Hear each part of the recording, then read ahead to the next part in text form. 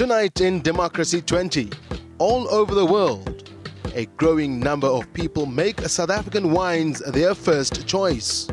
Because of sanctions and because of other problems, there were very few South African wines available in the UK or in the world markets. With the coming of the free society, if you want to call it, that increased dramatically. And looking back in history on this day, the unveiling of a monument to commemorate the 60 people killed during the 1994 Bophuthatswana uprising. Well, good evening and welcome to this edition of Democracy 20, the program in which we look back at the accomplishments of 20 years of democracy in our country. Good evening, I'm Thabiso Sithole. Now, in tonight's show, we are looking at trade issues, mainly exports of wines and manufactured goods. Please do take part in the discussion. As always, you can send us your views via email, this to elections@sabc.co.za, or if you prefer, you can send an SMS to the number 33726. Remember to begin your message with the word vote, and each SMS will cost you R1.50. For tweets, use the hashtag SABC elections. And for those who prefer using Facebook better, you can find us on our online page, that is SABC News Online. Send us your views, send us any questions or any comments as far as the show is concerned. Now, first story, where's the palates for a lot of people? There's been a huge rise in the export of wine from South Africa since the first democratic elections in the country 20 years ago. In 1993, nearly 25 million litres of wine were shipped from South Africa. Just a year later, once Nelson Mandela was elected, that number more than doubled to 50 million. Most of South Africa's wines get sent to the United Kingdom. In South London, wine enthusiasts are gathering to taste the latest products from the vineyards of South Africa. Meeting 4 times a year, they're part of a growing number of people who make South African wines their first choice when choosing a bottle. The event is being run by Kevin Gallagher, who set up SA Wines online in 2001. The company imports hundreds of different wines from across South Africa, selling them to the UK market, something that wasn't possible 20 years ago. Because of sanctions and because of other problems, there were very few South African wines available in the UK or in the world markets. With the coming of the free society, if you want to call it, that increased dramatically. The rise is impressive. 525 million litres of wine was exported from South Africa around the world last year. That's up 21% on the year before, with the UK the biggest customer. Experts say since apartheid ended, wine producers in South Africa have had to work quickly to join other wine-producing countries. We had the problem with apartheid. That was a huge detrimental effect on the wine industry, exporting wines. And, it just put us it confined us. All of a sudden, winemakers being able to travel to various different countries within a year and gaining knowledge from them. I mean, we would only basically officially allow that after 1992, and whereas the likes of Australia and New Zealand had that 30 years prior to that. So, we've had a lot of catch-up to do. As South African wine exports reach record levels, the economic benefits also grow. Hundreds of thousands of South Africans are employed in this multi-billion rand industry. The success of exporting South African wines to Britain's supermarkets has brought in big money. But there are some who are concerned that the method of exporting could damage the industry. The vast majority of wines exported to the UK from South Africa actually come shipped in huge containers and are bottled once they arrive in Britain. Although the quality isn't affected, officials are concerned about the economic impact of the process. If you're exporting bulk wines, that essentially means they're shipped by container, shipped in a tanker, shipped across to, let's use the United Kingdom as an example. And they bottled here, which means you've lost that opportunity to bottle, label, package. That makes it cheaper for the UK, but it has an effect on the job market in the wine industry in South Africa. The variety of South African wines available in the UK is huge. Sauvignon Blanc, Cabernet Sauvignon, Shiraz, Pinotage and Merlot have all seen the biggest rise in volumes of exports over the last year, all of which were going down well with these tasters. Well, I love South African wines because my husband was South African and we've lived in South London, and he's always chosen particularly Pinotage and Chenin Blanc. But I think South African wine is slightly different. So, you know, when you go to the store, you're like, okay, you want to get a good wine, right? And everyone naturally goes to the French wines. But for me, Sauvignon Blanc is my favorite. So when it comes to a good grape, you want to have, you know, something that has the right taste to it. I got into it when I was living down there, just living in Cape Town, and did a course at the Cape Wide Academy, and then was hooked after that. So. Over the next 20 years of democracy, Kevin believes the rise of South African wines will continue. It's taken a while for people to appreciate the South African wines, and I think now the emphasis and the sort of push is now for quality rather than quantity, in that we're no longer, well, we're still exporting vast amounts of wine through the big supermarket chains, but we're also exporting more and more what I would call high quality table wines. Events like this clearly demonstrate just how far South Africa's wine industry has come over the last 2 decades. From the winelands of South Africa to tastings here in South London, it's clear that market is set to continue to grow. Dan Whitehead, SABC News, London. Something to enjoy indeed. Now we're discussing how the ending of isolation has changed South Africa's international trade relations, and how now we are joined by Peter Draper in our Pretoria studios. Mr. Draper is a senior research fellow in the economic diplomacy program, this at the South African Institute of International Affairs. Good evening, Peter. Welcome to the show. How are you doing tonight? Good evening, Teresa. Very well, thank you. Good. Now, Peter, as you see in that package, obviously it seems as if our trade is booming as far as what we can produce. And I've heard sometimes we cannot even produce enough. That's the demand that South African goods are wanted overseas, basically. Well, that's certainly the case when it comes to wine, which is one of the success stories. But obviously as an economy, we produce far more than just wine. And probably the biggest single success story until recently has been platinum, actually, which is also a natural resource-based product, but a mineral product. So I would say overall that in the manufacturing sector, which is of key concern to government, there's been far less success, actually, for a whole range of reasons that maybe we can get into. Now, Peter, how has South Africa's position regarding international trade changed since 1994? Well, firstly, as was clear from the clip, isolation ended, markets opened up, and producers responded. So what we've seen is firstly a diversification of export markets, growth in our exports, as well as, of course, our imports. We shouldn't forget that trade is a two-way story. And a diversification in terms of partners as well. And that's probably more associated with the rise of emerging countries, particularly China, India, Brazil. But that's been part of the story too, diversification of exports in terms of the basket, but also diversification in terms of partners. Now, you come back, you mentioned a couple of you mentioned the fact that developing nations, which South Africa is part of, BRICS in this case, probably a good example of that. If you come back to the continent, we are now the second largest economy as far as continental trade is concerned. How competitive are we really on the global stage as South Africans? Well, I suspect we're still the largest economy in terms of trade on the continent because Nigeria exports oil and that leaves the continent. So actually South Africa's African footprint is far more extensive than Nigeria's. And that's largely a value-added story, so a lot of manufactured products as well as agro-processed products, and much less a resource story. So I guess much depends on where you put the magnifying glass. If we're looking at our traditional trading partners, some manufacturers but largely resources. And then if we look at China, the new emerging powers, it's largely a resource story. Now, you look at, as part of, you mentioned BRICS as well. Now, we're part of, obviously, major trading partners such as the SADC region and the G20, as well as BRICS. To what extent have these elevated our trade profile globally? Well, let's start with the G20. That's really a global economic governance forum. So they get together to discuss the rules that govern the global economy. How does the IMF work, for instance, or the World Bank? Or financial markets more generally. So it really doesn't have much bearing on our trading patterns. The BRICS, I would say, is really still a geopolitical formation.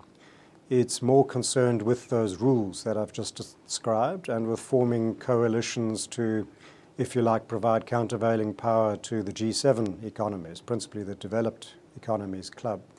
So in both cases, trade features, but I would say it's marginal. It's not really where the main action is. Now, the Ukrainian crisis appears very remote from South Africa, but it has far-reaching implications that could affect South Africa through its membership, for example, in the BRICS grouping. Will South Africa be forced to take sides soon, in the escalation, the crisis between Western Europe and obviously United States and Russia on the other side as well? Well, I think that's a great question. Well, firstly, Ukraine is not in line for BRICS membership, so I assume we're talking about Russia.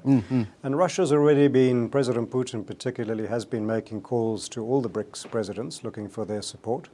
The BRICS summit is coming up in July, and this will definitely be on the table. But so far we haven't seen a great deal of overt or open support for the Russian position. So the UN Security Council vote on the issue, all the other BRICS, so the BICs, if you like, minus Russia, abstained from supporting the US resolution. So not a sign of support for the US, but not a sign of support for Russia either. And I think what that shows is that our foreign policy is nuanced. We have interests that go beyond the BRICS that we have to take account of. Yeah. Now, as a country, how does the balance, weigh in respect to imports and exports? Well, if we're just talking about imports and exports of goods, then traditionally South Africa runs quite a large deficit. And as economic growth picks up, that deficit increases. And so quite a few policymakers as well as economists are concerned about the so-called current account deficit. But if we add in money that flows into our capital account, particularly through the stock exchange but also the bond markets, that money substantially exceeds the deficit on the current account. So overall, it depends on the year, but our balance of payments fluctuates between a small deficit and sometimes a substantial surplus. Now, finally, before we run out of time, we've seen a sustained weakness in the rand. With the additional burden of the widening current account deficit, what does this mean for South Africa as a global player, if anything at all? Well, as the current account deficit widens, you would expect the rand to come under pressure. So it's really responding to those financial flows. What does it mean for South Africa? Well, for exporters, it's probably good news. It depends on the extent to which they rely on imported goods to process their exports.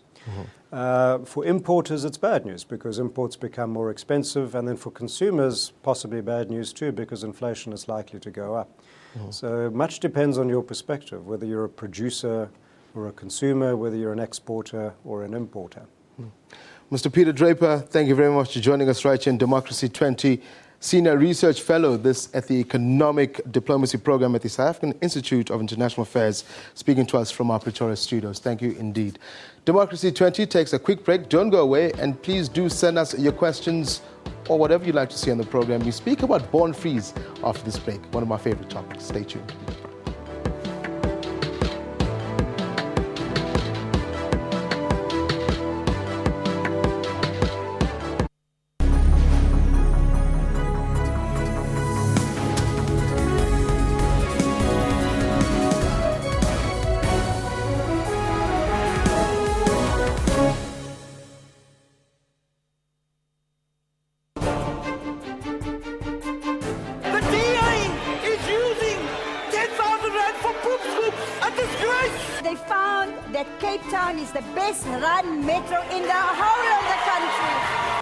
Will you take to protect communities from the kind of police brutality? When I am the mayor, I won't take the R1 million salary. You guys all look the same.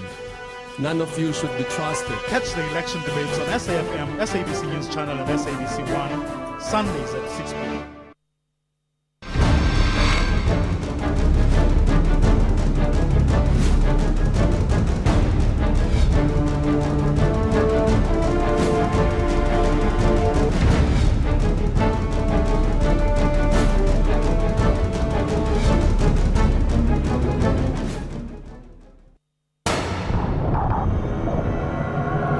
Watch the news on SABC. We bring you news in your own language. News that affect you. Sports. we have Catherine Drew, SABC News at the High Court in London. Shervin Bryce's SABC News.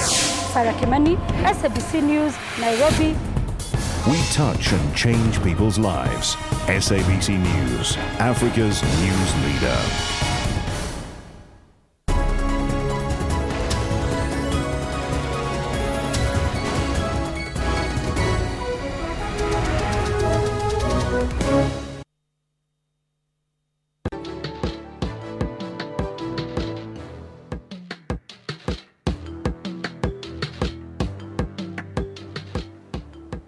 Welcome back. You're still watching Democracy 20 now. Many of South Africa's youth will be voting for the very first time on May the 7th. They're called our country's born frees, having been born after the end of apartheid. International observers say while this generation basks in freedom and democracy, 3 in 4 of them are worried about unemployment.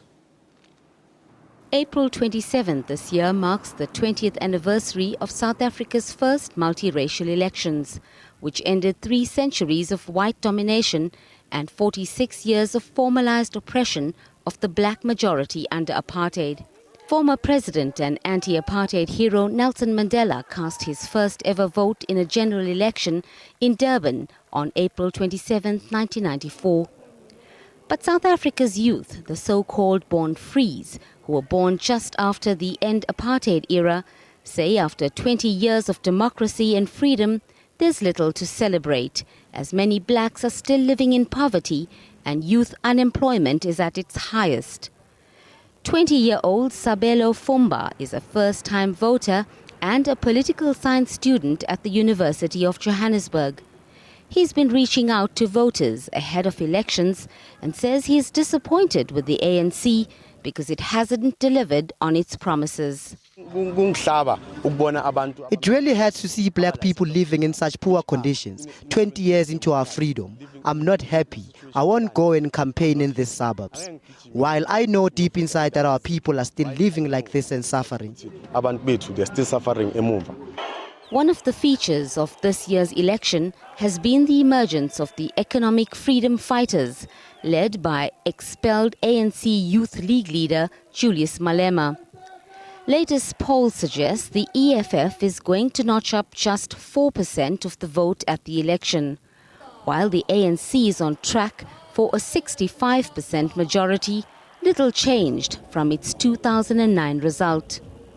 The bottom line for many youngsters who've registered to vote is that no matter how disillusioned they may be with the scandals that have typified President Zuma's time in office, they remain in thrall to the ANC-imbued consciousness of their leaders.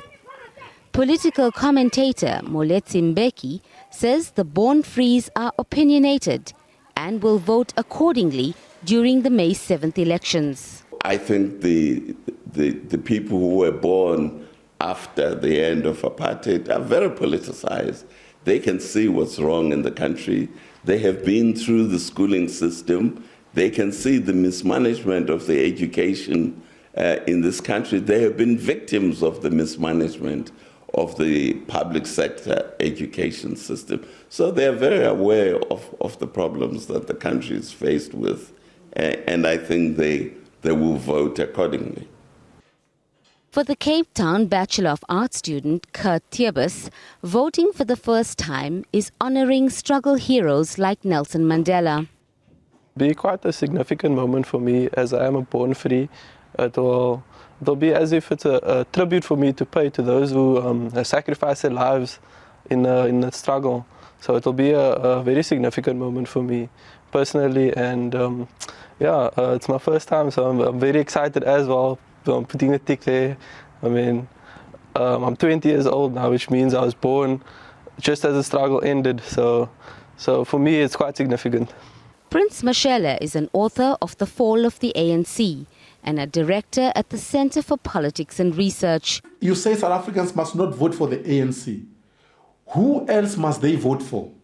Does that party have the necessary capacity to govern a country? They can't constitute a cabinet. So we are in a crisis. South Africa is facing a leadership crisis across the board. Among the youth, 40% of South Africans are unemployed. Accordingly, Nearly 3 in 4 view unemployment as a big problem, according to Cape Town-based market research firm Pondering Panda.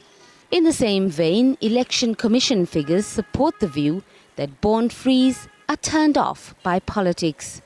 Of an estimated 1.9 million people aged 18 to 19, just over 640,000 have registered for the May 7th election, a sign-up rate of just 1 in 3. The registration rates for voters aged 20 to 23 are not much better. And now let's take a quick look at some of your social media messages as we've been asking you to send them through. We'll start off with some tweets that have just come through on the show. This one coming from Jacobus Maiber saying, this is going to be one of the very exciting elections ever. I cannot wait for the 7th of May, a very exciting time on the way. I think it doesn't look like a born free though. It looks fairly older, but anyway, we'll take his word for it. Another one says, very hard for someone, I'm not quite sure what that means, or for some's expert, SMMEs rather, I think that's what he meant, to export. Cost of postage too high. SA Post Office is quite unreliable. This one coming from Human Harash Show. Okay, Capricorn ZA3, that's the Twitter handle. As we've been asking you to do so at home, please do send us your comments or anything you'd like us to speak on the show. We'll take a quick break. When we come back, most favorite part of my show, 20 years, or in fact rather, day in history. Today, we look back in the history. Democracy 20 continues after this. Stay with us. Don't go away.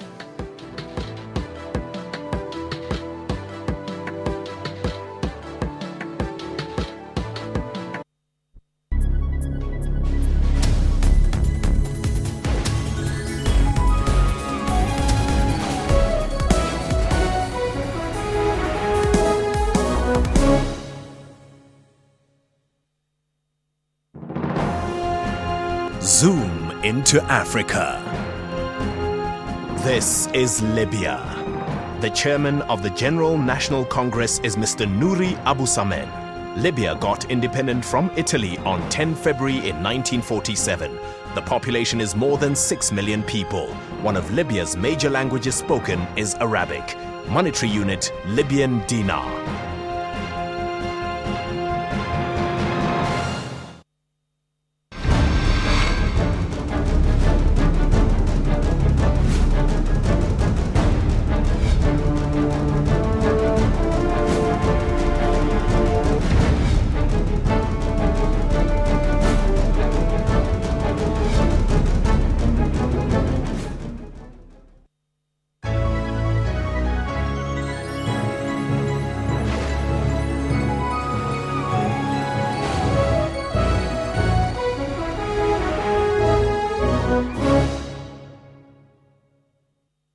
SABC, sharing 20 years of inspiration.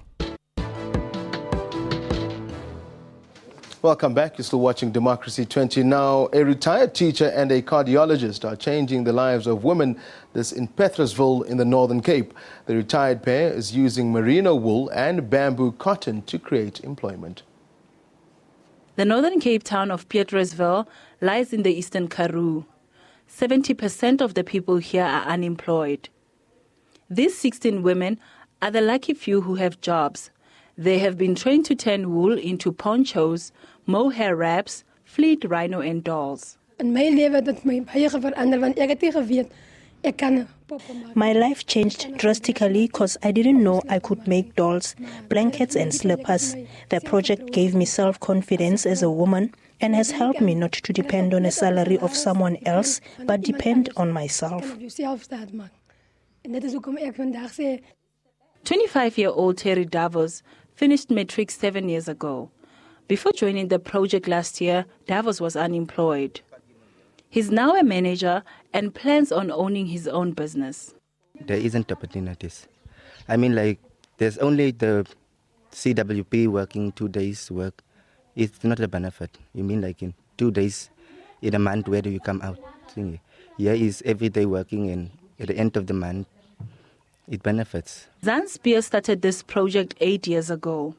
Spears buys the wool from her cardiologist turned farmer husband. It's definitely given them more pride. They've become proud women. That has definitely changed, and they are aware of the fact that their things are selling all over the country. I think that is the major change that I've seen. They've really grown. They are more confident. These products are available at selected gift shops. International retailers also want to get their hands on them. Margaret Mutibi, SABC News, Pietersville, Northern Cape. Now, on this day 15 years ago, a monument to commemorate the 60 people killed during the Bophuthatswana political uprising in 1994 was unveiled by Premier Popo Molefe in Mahikeng. The popular but fatal uprising 4 years earlier demanded the reincorporation of the former homeland into South Africa. This insert was broadcast by SABC News on the 23rd of April, 1999. More than 50 people were killed during the 1994 Bophuthatswana homeland uprising. Thousands of right-wingers invaded Mafikeng in an attempt to rescue former homeland leader Chief Lucas Mangobe. 3 of those who lost their lives were AWB members gunned down by soldiers. Today, friends and relatives of these victims gathered to observe the unveiling of a monument in memory of their loved ones. Premier Popo Molefe did the honors. Among the more than 50 names on the monument were those of these 3 AWB members.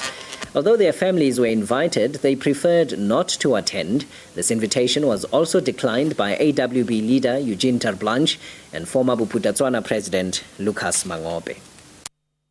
Talk about remembering, that is the voice of former colleague Vuyo Mbuli speaking to us right here on Democracy20. I think that's probably a nice high to leave the show. That is for tonight's show, rather. We'll catch us again tomorrow evening, same time, same place, 6:30, right here on SABC3 and, of course, SABC News Channel 404.